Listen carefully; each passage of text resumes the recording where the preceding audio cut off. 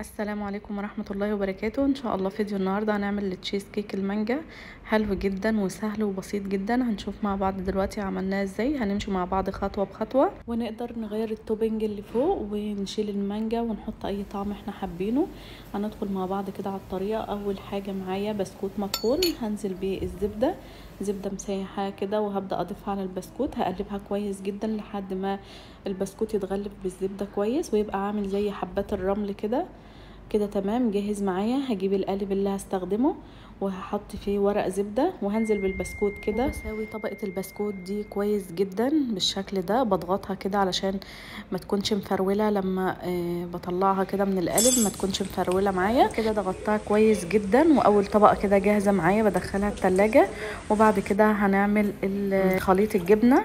دي معايا كريمة، هبدأ اضربها الاول، والكريمة دي ما بتنضربش كتير، لو انضربت كتير بتفصل، بنلاقيها عملت زي السمنة كده. طبعا دي مختلفة عن الكريم الشانتيه البودر. الكريم شانتيه البودر بنضربه زي ما احنا حابين ووقت طويل عادي مفيش مشكلة، انما الكريمة الخفق السايلة ديت ما بتنضربش كتير، لو انضربت كتير بتخرس كده وتفصل خالص.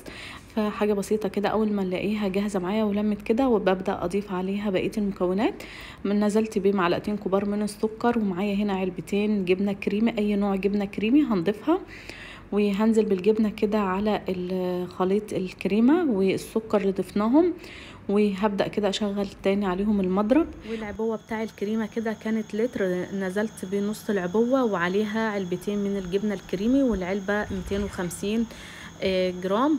ضفت كل ده على بعضه، ومعاهم معلقتين كبار من السكر البودر وضربتهم بالشكل ده. انا حابه طبقه التشيز كيك تكون عاليه، فعملت الكميه دي. لو حابين تقللوا وتكون الطبقه تكون قليله مفيش مشكله، زي ما انتم حابين. وفي المرحله دي نقدر نضيف على خليط التشيز كيك بيوريه المانجا او قطع مانجا، بيكون حلو جدا، ولكن احنا حابينه كده يكون ابيض معلهوش اي طعم خالص، لان طعم الجبنه بيكون حلو جدا. بعد كده معايا الجيلاتين البودر، باخد معلقه كبيره من الجيلاتين البودر على معلقتين او 3 ميه، بس الميه تكون سخنه علشان الجيلاتين ده يدوب. وهقلبه كده واسيبه على جنب لحد ما يبرد شويه، وبعد كده هضيفه على خليط الجبنه. وكده خليط التشيز كيك جاهز. هضيف عليه بشر ليمون، بيديله طعم حلو جدا، بيديله مزازه كده، بيكون حلو جدا. وبعد ما الجيلاتين برد شويه معايا بضيفه على الخليط كده وهقلب بسرعه. وبكده يكون خليط التشيز كيك جاهز معانا. هجيب القالب اللي فيه طبقه البسكوت وبنزل بطبقه التشيز كيك كده على طبقه البسكوت.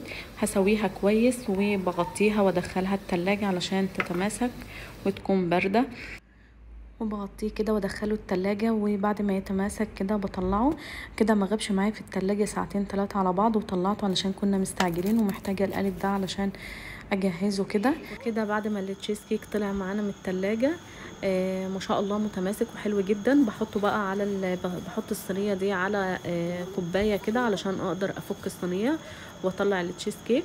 وبشيل ورق الزبده كده، كنت لفه من جوه كده، لفه القالب من جوه بورق الزبده. كده تمام، خلصت معانا.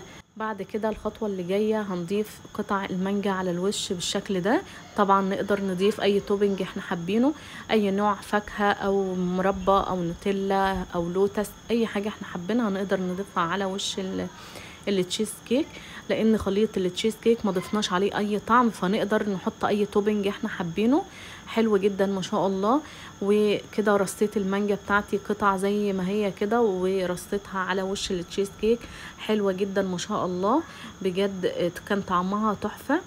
وكده خلصت معانا. وشايفين السمك بقى بتاع الجبنة، تقدروا طبعا تقللوا السمك ده، احنا بنحبها تكون عالية بالشكل ده زي ما انتوا حابين. وممكن قطع المانجا دي نضربها ونخليها بيوريه كده تقيل، ونضيف عليها الجيلاتين وشويه على النار كده دقيقتين 3، وبعد كده نصبها على خليط التشيز كيك. بتكون طبقه متماسكه كده، وبيكون شكلها كمان حلو جدا ما شاء الله.